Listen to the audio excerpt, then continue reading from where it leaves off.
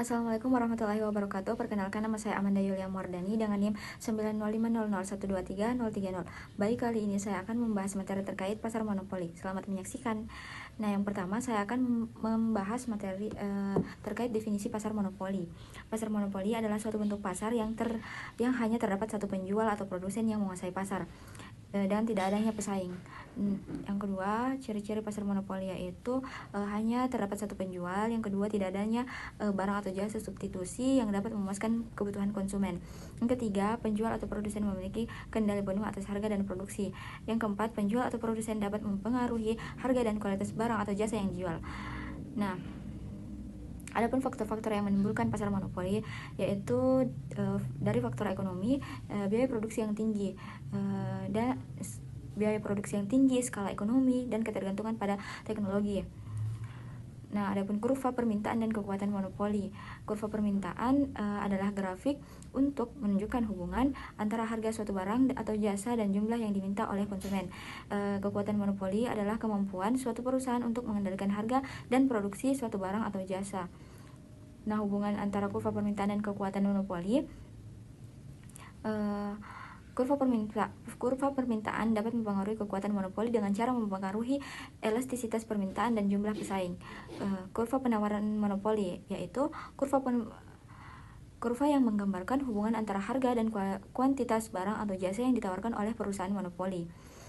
Nah, selanjutnya, keseimbangan perusahaan adalah titik di mana perusahaan mencapai keuntungan maksimum dengan memproduksi dan menjual barang atau jasa pada harga dan kuantitas yang optimal.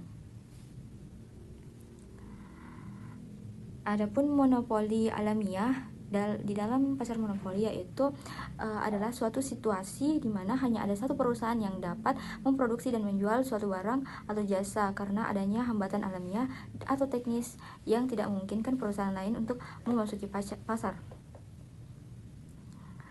Nah, kebaikan dan keburukan monopoli. Kebaikannya yaitu monopoli dapat mencapai efisiensi skala yang lebih tinggi karena memproduksi dalam jumlah besar. Yang kedua, inovasi. Monopoli dapat memiliki sumber daya yang cukup untuk melakukan riset dan pengembangan sehingga dapat menciptakan inovasi baru.